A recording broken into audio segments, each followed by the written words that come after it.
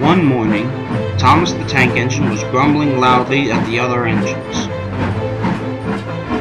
You know, I spend my time pushing and pulling trucks and coaches around, ready for all of you to take out on long journeys. I wish I could do something like that. The other engines merely laughed at him. Why can't I pull passenger trains too? You're too impatient, the others chuckled. You'd be sure to leave something behind. Rubbish, snapped Thomas. I'll show you. One night, he and Henry were the only engines awake in Tidmouth's sheds. Henry was badly ill. Men worked hard and did their best, but he would not get better. Thomas felt sorry for the big green engine. He felt just as bad next morning. Henry usually pulled the first train out of the big station, and Thomas had to go and fetch his coaches. If Henry is ill, Thomas thought to himself, perhaps I shall pull his train. He whistled a farewell to the other engines, then hurried away to the yards to fetch coaches for the train. He fussed angrily around the yard. Come along, he ordered the coaches. There's plenty of time, they snapped in annoyance, but he took no notice. Thomas was much more careful with the coaches as he brought them down to the platform. He wanted to uncouple from them and run round to the front at once. But his driver wouldn't let him. Don't be impatient, Thomas! Thomas waited and waited. The people got in, the guard and station master walked up and down, the porter banged the doors, and still Henry didn't arrive. Thomas grew more and more excited. Sir Topham Hatt came out of his office to see what was the matter, and the guard and station master told him about Henry. Find another engine, he ordered. There's only Thomas, they replied. You'll have to do it then, Thomas, ordered the fat controller. Be quick now.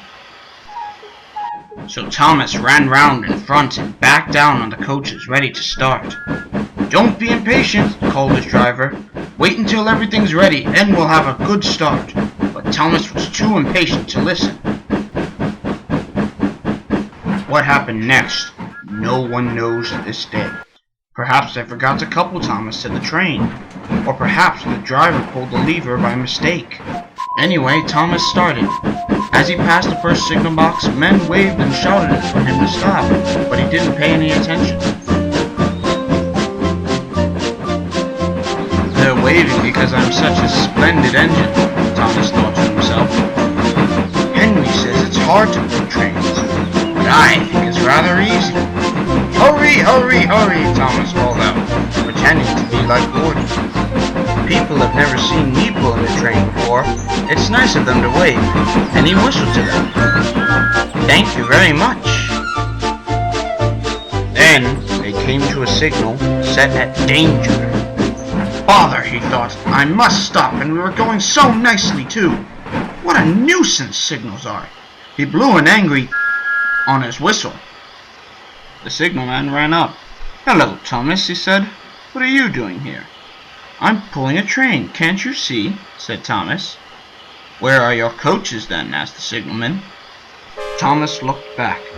Why, bless me, he said, if we haven't left them behind. Yes, said the signalman. You'd better run back quickly and get them, Thomas.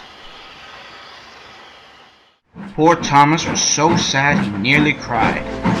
Never mind, said his driver. Let's go back quickly and start again.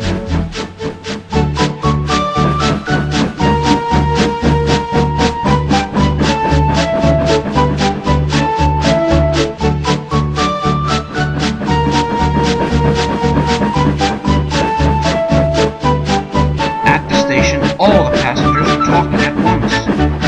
They were telling Sir Topham Hatt what a bad railway was. When they saw Thomas, they saw how sad he was, and they couldn't be cross any more. He was coupled to the train, and this time he really pulled.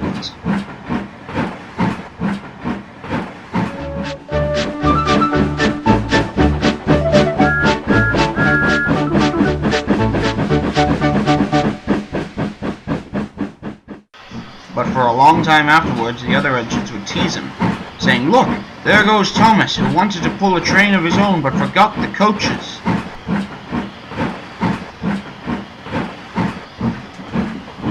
They thought it all great fun. Thomas thought they were being very silly engines indeed.